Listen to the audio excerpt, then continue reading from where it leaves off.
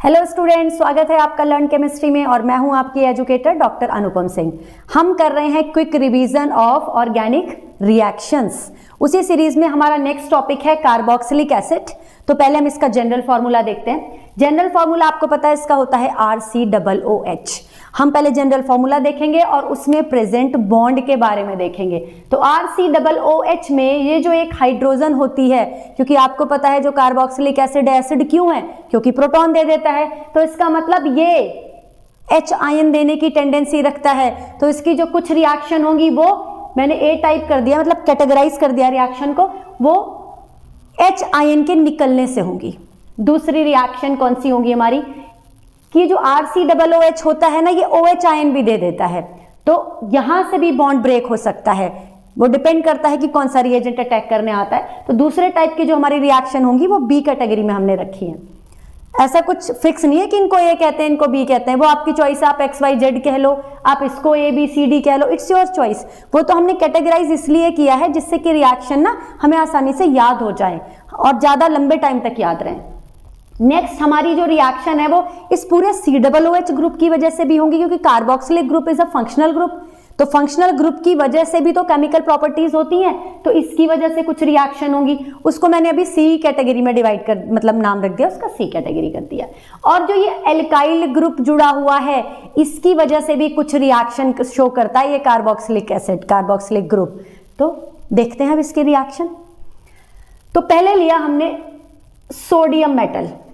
Metal आप कोई भी लें, जिंक लें, पोटेशियम लें, सोडियम लें। मेटल की क्या टेंडेंसी होती है, वो एसिड के साथ रिएक्ट करता है और एसिड में से हाइड्रोजन को डिस्प्लेस कर देता है। तो बिल्कुल वही करेगा यहाँ पर। सोडियम मेटल क्या करेगा, इस हाइड्रोजन को, ये जो हाइड्रोजन है इसको डिस्प्लेस कर देगा। हाइड्रोजन गैस बाहर आ जाएगी और हमें एक सॉल्ट मिल जाएगा, सोडियम सॉल्ट मिल जाएगा, CH3COONA। पोटेशियम है तो पोटेशियम का सॉल्ट मिल जाएगा। अगर आप जिंक मेटल लेते हो तो जिंक का सॉल्ट मिल जाएगा। नेक्स्ट फिर हमने लिया NaOH। NaOH एक बेस है, एक एल्कली है।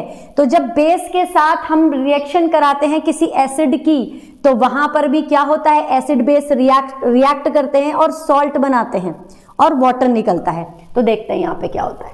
जब NaOH की इसके साथ रिएक्शन होगी तो वही ये हाइड्रोजन यहां से निकलेगा, इस NaOH में से OH निकलेगा, दोनों मिलकर वाटर बना देंगे और सोडियम आयन और एसीटेट आयन मिलकर सॉल्ट बना देंगे। ठीक है, तो CH3COONA मिल गया और वाटर मिल गया। It is a neutralization reaction, right? ये न्यूट्रलाइजेशन रिएक्शन है।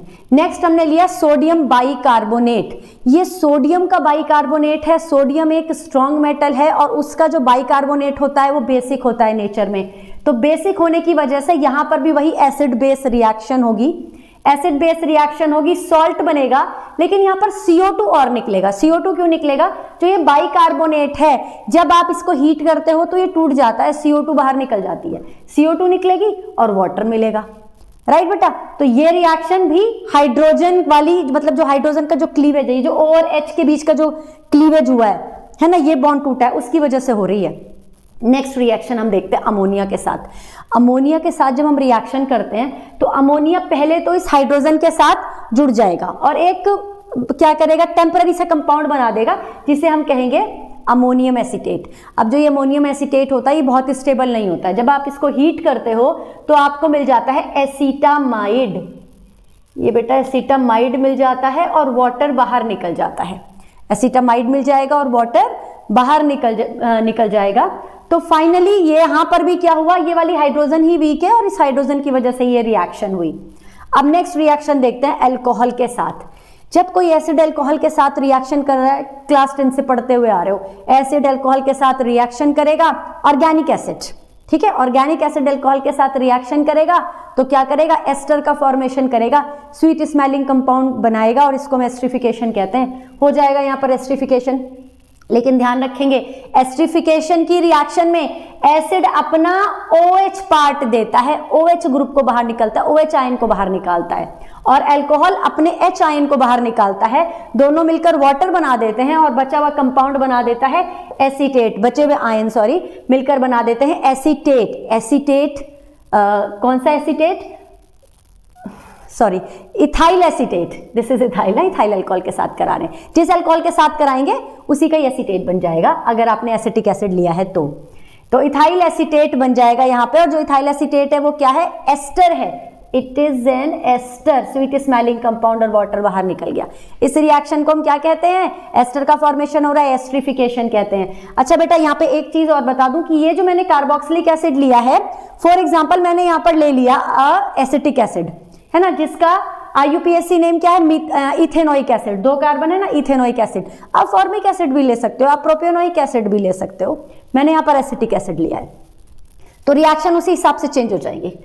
फिर आपने कोई भी क्लोरो कंपाउंड के साथ इसकी रिएक्शन करा दी, यानी कि फास्फोरस ट्राइक्लोराइड हो या फास्फोरस पेंटाक्लोराइड हो या फिर SOCl2 हो, थायोनाइल क्लोराइड हो, इन तीनों को आप हेलोजन वाले, अल्काइल हैलाइड वाले चैप्टर में भी पढ़ चुके हो। ये क्या करते हैं, OH को रिप्लेस करके वहां पर Cl इंपार्ट करते हैं, Cl ग्रुप लगा देते हैं। चलो देखते हैं, CH3CO मिल जाएगा आपको। एसिटाइल क्लोराइड है, इसका नाम क्या है, एसिटाइल क्लोराइड। अगर आप तीनों में से कोई भी कंपाउंड ले रहे हैं तो ये क्या करते हैं, OH को रिप्लेस करके वहां पर Cl लगा देते हैं और आपको एसिटाइल क्लोराइड मिल जाता है। चलिए नेक्स्ट रिएक्शन देखते हैं। नेक्स्ट रिएक्शन है सोडा लाइम के साथ रिएक्शन। सोडा लाइम क्या होता है, it is a mixture of NaOH and CaO, calcium oxide और सोडियम हाइड्रोक्साइड के मिक्सचर को आप क्या कहते हो, सोडा लाइम कहते हो। जब आप सोडा लाइम के साथ रिएक्शन कराते हो तो यहां पर ये जो CO2 है ये निकल जाती है, CO2 निकल जाती है, इसीलिए इस रिएक्शन को डी कार्बोक्सिलेशन भी कहते हैं। क्या कहते हैं बेटा, डी कार्बोक्सिलेशन, में यहां लिख भी देती हूं, डी कार्बोक्सिलेशन रिएक्शन भी कहते हैं। और जो ये ऊपर वाला मिक्सचर है that is called soda lime, ये सोडा लाइम है। तो भाई जब ये CO2 निकल गया, ये पूरा CO2 निकल गया तो ये CH3 और H रह गया, मिलकर क्या बना देगा, मीथेन बना देगा, CH4 बना देगा। तो एसिड से एल्केन बनाने की रिएक्शन है। एसिड से देखो एल्केन बना, और एक यहाँ एक और बहुत अच्छी बात, जब आप कन्वर्जन कर रहे होंगे, कन्वर्जन में जब आपको एसिड से एक कम नंबर वाला, कम कार्बन वाला एल्केन बनाना है, देखो यहाँ पर 2 कार्बन थे और यहाँ पर कितने कार्बन आए, एक ही कार्बन आए, क्योंकि एक कार्बन तो CO2 की फॉर्म में निकल गया। तो यहाँ पे कार्बन का क्या हो रहा है, डिग्रेडेशन हो रहा है, चेन का डिग्रेडेशन की रिएक्शन है बेटा, ये याद रखेंगे, कन्वर्जन में यूज कर सकते हैं आप। चलिए मीथेन बन गया और हमें मिल गया Na2CO3। नेक्स्ट एक और रिएक्शन है dry distillation with calcium salt. हमने क्या किया, कैल्शियम ऑक्साइड के साथ ऊपर रिएक्शन जो कराई थी वो तो मिक्सचर में कराई थी, उसको तो हमने सोडा लाइम कहा था। अगर हम कैल्शियम सॉल्ट का ड्राई डिस्टिलेशन करा दें, किसके कैल्शियम सॉल्ट का, अगर मैंने एसिटिक एसिड लिया है तो इसका कैल्शियम सॉल्ट जब मैं बनाऊंगी तो आपको पता है कैल्शियम की जो चार्ज होता है वो +2 होता है, तो ये फॉर्मूला बनेगा ना, मतलब ये कंपाउंड बनेगा ना, ये है कैल्शियम एसीटेट। इस कैल्शियम एसीटेट का अगर आप ड्राई डिस्टिलेशन करते हो तो आपको क्या मिलता है, आपको मिलेगा ये कंपाउंड, एसीटोन मिलेगा बेटा, यहां पर एसीटोन। अगर आपने यहां पर एसिटिक एसिड लिया है और फिर इसका कैल्शियम सॉल्ट बनाया है, कैसे बनाया, ये कैल्शियम सॉल्ट आप यहां से बना सकते हो इस रिएक्शन से, मतलब कैल्शियम के साथ रिएक्शन कराई, फिर इस कैल्शियम सॉल्ट का ड्राई डिस्टिलेशन किया तो आपको एसीटोन मिल गया। लेकिन अगर कोई और एसिड हो, मान लो फॉर्मिक एसिड है, तो फॉर्मिक एसिड का ये बनेगा कैल्शियम फॉर्मेट बन जाएगा। अब इस कैल्शियम फॉर्मेट का ड्राई डिस्टिलेशन करोगे तो आपको फॉर्मल्डिहाइड मिलेगा, ठीक है, क्या मिलेगा, फॉर्मल्डिहाइड मिलेगा। नेक्स्ट देखते हैं, अगर आप मिक्सचर ले लो दोनों का, कैल्शियम एसीटेट और कैल्शियम फॉर्मेट, इन दोनों का अगर आप मिक्सचर का ड्राई डिस्टिलेशन कराओगे तो आपको क्या मिलेगा, एसिटल्डिहाइड मिलेगा। तो ये 3 रिएक्शन है इस वाली कैटेगरी में, आप तीनों को देख लेंगे। तो ये कैल्शियम सॉल्ट का ड्राई डिस्टिलेशन है, एसिड के कैल्शियम सॉल्ट का। चलिए नेक्स्ट रिएक्शन देखते हैं। नेक्स्ट अगर हम P2O5 लिखा हुआ है एरो पर, आपको पता है P2O5 क्या होता है, it is a dehydrating agent. वो इस एसिड का क्या कर देगा, डिहाइड्रेशन कर देगा, ठीक है, क्या कर देगा, डिहाइड्रेशन। डिहाइड्रेशन जब होगा तो क्या निकलेगा, वाटर मॉलिक्यूल रिमूव हो जाएगा। अब वाटर मॉलिक्यूल रिमूव करने के लिए देखो प्रॉब्लम कहाँ पे है, ये हमारे पास एसिड है, एसिड में एक ही हाइड्रोजन है और वाटर में तो हमें 2 हाइड्रोजन चाहिए, तो कैसे होगी ये रिएक्शन, देखते हैं बेटा। इस रिएक्शन में 2 मॉलिक्यूल पार्टिसिपेट करेंगे एसिड के, कितने मॉलिक्यूल पार्टिसिपेट करेंगे, 2 मॉलिक्यूल। देखिए एक मॉलिक्यूल मैं इधर लिख रही हूं, तो एसिड के 2 मॉलिक्यूल पार्टिसिपेट करेंगे जब एरो पर होगा P2O5 यानी कि डिहाइड्रेटिंग एजेंट, डिहाइड्रेशन हो जाएगा, वाटर निकल जाएगा।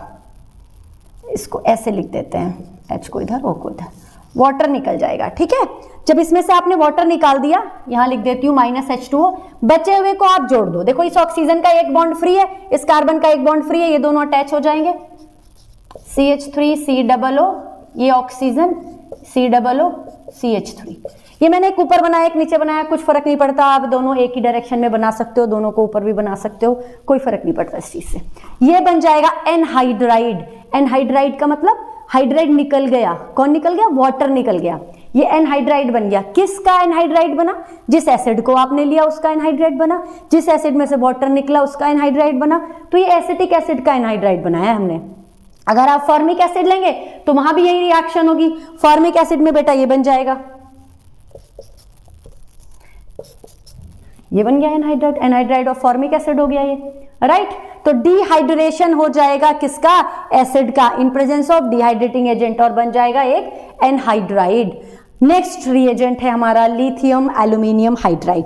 देखो जो लिथियम एल्यूमिनियम हाइड्राइड होता है ये स्ट्रॉन्ग रिड्यूसिंग एजेंट होता है, इसीलिए क्या करता है, ये एसिड का रिडक्शन कर देता है, किसमें, एसिड को रिड्यूस कर देता है एल्कोहल में। एसिड है हमारे पास CH3COOH, हमने अगर ये एसिड लिया है तो हमें जो अल्कोहल मिलेगा वो इथाइल अल्कोहल मिलेगा। 2 कार्बन है, 2 ही कार्बन वाला अल्कोहल मिलेगा, कार्बन में कुछ चेंज नहीं होगा, क्या हो जाएगा, इसका बस रिडक्शन हो जाएगा। अच्छा, एक और dehydrating agent, sorry reducing agent हम पढ़ चुके हैं पीछे, दैट इज सोडियम बोरोहाइड्राइड, है ना।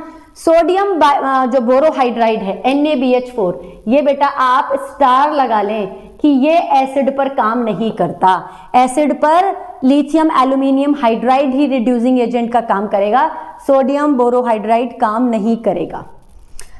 चलिए नेक्स्ट है रेड फास्फोरस और HI। हर एक रिएक्शन जब भी हमने पढ़ी है हमने इसको जरूर इसका जिक्र किया है, हमने कहा ये स्ट्रॉन्ग रिड्यूसिंग एजेंट है। किसी भी कंपाउंड को आप कराओ रिएक्शन, उसको सीधा एल्केन में कन्वर्ट करता है, एसिड को एल्केन में कन्वर्ट कर देगा, एसिड को क्या कर देगा, एल्केन में कन्वर्ट कर देगा। 2 कार्बन का एसिड है, 2 ही कार्बन का एल्केन मिल जाएगा।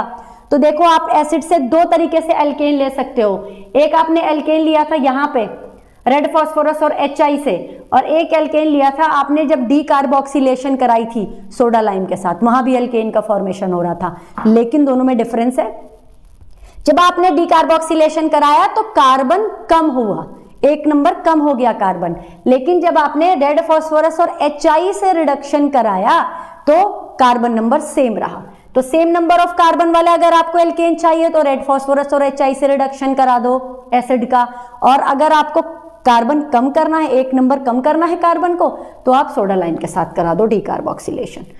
अब हम 2 रिएक्शन की बात करेंगे, पहली है ऑक्सीडेशन। अगर देखो एसिड का अगर ऑक्सीडेशन होगा फर्दर, अब एसिड के बाद तो क्या ही बनेगा इसका, एसिड का ऑक्सीडेशन होगा तो ये फाइनली किसमें कन्वर्ट हो जाएगा, कार्बन CO2 में कन्वर्ट हो जाएगा और हाइड्रोजन वाटर में कन्वर्ट हो जाएगा। तो जब हम Ag2O के साथ इसका ऑक्सीडेशन कराते हैं तो आपको CO2 मिलता है, वो वाटर मिलता है और साथ में मिलता है सिल्वर मिरर। देखो ये जाना पहचाना सा लग रहा होगा, एल्डिहाइड में पढ़ा है ऑक्सीडाइजिंग एजेंट Ag2O, कहाँ पढ़ा था, टॉलेंस टेस्ट में पढ़ा था, टॉलेंस टेस्ट में पढ़ा है आपने कि जब एसिड टॉलेंस टेस्ट देता है, लेकिन यहां पे बेटा एक बात का ध्यान रखेंगे, कौन सा एसिड टॉलेंस टेस्ट देगा, ये नहीं देगा, एसिटिक एसिड नहीं देगा, इसलिए मैं इसको यहां से निकाल देती हूं, एसिटिक एसिड नहीं देगा, कौन देगा, फॉर्मिक एसिड देगा। कौन सा एसिड देगा बेटा, फॉर्मिक एसिड देगा, केवल फॉर्मिक एसिड। फॉर्मिक एसिड के लिए है ये रिएक्शन। तो फॉर्मिक एसिड का जब आप Ag2O के साथ ऑक्सीडेशन कराते हो तो वो H2O और CO2 में कन्वर्ट हो जाता है, साथ में आपको सिल्वर मिरर देता है। इसका मतलब जो वो एसिड है वो कौन सा एसिड है, फॉर्मिक एसिड है, टॉलेंस टेस्ट सिर्फ फॉर्मिक एसिड देगा। नेक्स्ट अगर आप कराते हो CuO के साथ, CuO क्या है यहाँ पर, फेलिंग सॉल्यूशन है। अगर आप फॉर्मिक एसिड की रिएक्शन फेलिंग सॉल्यूशन के साथ कराते हो तो फेलिंग सॉल्यूशन इसका ऑक्सीडेशन कर देगा, इसको कन्वर्ट कर देगा CO2 और H2O में और खुद बना देगा एक रेड प्रेसिपिटेट Cu2O का, और इसे हम क्या कहते हैं, फेलिंग टेस्ट। तो फॉर्मिक एसिड टॉलेंस टेस्ट भी देता है और कौन सा टेस्ट देता है, फेलिंग टेस्ट भी देता है। Next last reaction, name reaction, इसका नाम है Hell Volhard Zelinsky reaction. Hell Volhard Zelinsky, I think मैं स्पेलिंग सही लिख रही हूं, जेलेंस्की रिएक्शन, आप चेक कर लेना एक बार एनसीईआरटी में से, प्रोनाउंसिएशन यही है इसका, हेल-वोलार्ड जेलेंस्की रिएक्शन। इस रिएक्शन में क्या होता है कि जब फास्फोरस की प्रेजेंस में आप क्लोरीन के साथ रिएक्शन कराते हैं, फास्फोरस की प्रेजेंस में जब क्लोरीन के साथ रिएक्शन कराते हैं तो जो ये अल्काइल की ग्रुप की वजह से रिएक्शन है, और कौन से अल्काइल, अल्फा जो है, तो ये तो हमारा फंक्शनल ग्रुप हो गया COOH, ये हमारा अल्फा कार्बन है, तो इस अल्फा कार्बन से एक हाइड्रोजन को रिप्लेस कर देगा और वहां पर Cl आ जाएगा। याद रखेंगे बेटा, अल्फा मतलब जो अल्फा हाइड्रोजन है, तो अल्फा हाइड्रोजन होना जरूरी है, वहीं पे हेल-वोलार्ड जेलेंस्की रिएक्शन होगी, तो अल्फा हाइड्रोजन निकल जाएगी यहां से और यहां पर Cl आ जाएगा। इस रिएक्शन को हेल-वोलार्ड जेलेंस्की रिएक्शन कहते हैं। इसका मतलब अगर HCOOH है तो क्या ये HVZ रिएक्शन देगा? आप कमेंट बॉक्स में लिखेंगे इसका आंसर कि ये रिएक्शन देगा या नहीं। तो ये हो गई हमारी हेल-वोलार्ड जेलेंस्की रिएक्शन। तो हमने ये सारी रिएक्शन पढ़ी, एक बार मैं आपको ये कैटेगराइज जो मैंने पहले किया था ना उसके हिसाब से बता देती हूँ। देखो ये A टाइप रिएक्शन है क्योंकि हाइड्रोजन के निकलने से हो रही है, ये भी A टाइप रिएक्शन है, ये भी A टाइप है और ये भी A टाइप है। तो यहां तक की तो जो कैटेगरी है वो A टाइप है, यानी कि इन सब में O और H के बीच का बॉन्ड टूट रहा है। अब इधर OH के बीच ये वाली और ये वाली, यहां पर क्या हो रहा है, OH हट रहा है और उसकी जगह कोई ग्रुप आ रहा है। इसमें क्या आया, ये आ गया OR ग्रुप, OC2H5 ग्रुप, ठीक है, अल्कोहल से रिएक्शन कराने पर यहां पर एक Cl इंट्रोड्यूस हो गया, ठीक है, Cl ने रिप्लेस कर दिया OH को। तो ये हमारी B कैटेगरी की रिएक्शन है। उसके बाद जो रिएक्शन है वो पूरे COOH ग्रुप की वजह से है। ये सारी जो रिएक्शन है वो COOH ग्रुप की वजह से रिएक्शन है, और सिर्फ एक रिएक्शन हमारी ऐसी है जो इस R की वजह से है, इस CH3 की वजह से है, और वो है हमारी name reaction, Hell Volhard Zelinsky reaction. तो ये बेटा सारी रिएक्शन हो गई जो भी कार्बोक्सिलिक एसिड शो करता है। इनमें से कुछ रिएक्शन ऐसी हैं जो केवल फॉर्मिक एसिड टेस्ट देगा, जो कि आपका था ये टॉलेंस टेस्ट और फैलिंग टेस्ट, और वैसे मैं इसका आंसर भी बता रही हूं, और फॉर्मिक एसिड ये वाली रिएक्शन नहीं देगा। बाकी सारी रिएक्शन कॉमन है, चाहे वो फॉर्मिक एसिड हो, चाहे वो एसिटिक एसिड हो, प्रोपियोनिक एसिड हो, कोई भी एसिड हो। तो आप इन सारी रिएक्शन को रिवाइज करेंगे और उससे पहले इस जनरल फॉर्मूले को बनाकर अपनी रिएक्शन को कैटेगराइज करेंगे, फिर समझेंगे इन रिएक्शन को। और अगर कोई भी प्रॉब्लम होगी बेटा तो कमेंट बॉक्स में जरूर लिखेंगे, मैं उसका आंसर कर दूंगी आपको, और आप ऐसे ही पढ़ते रहिए, बढ़ते रहिए। Thank you so much.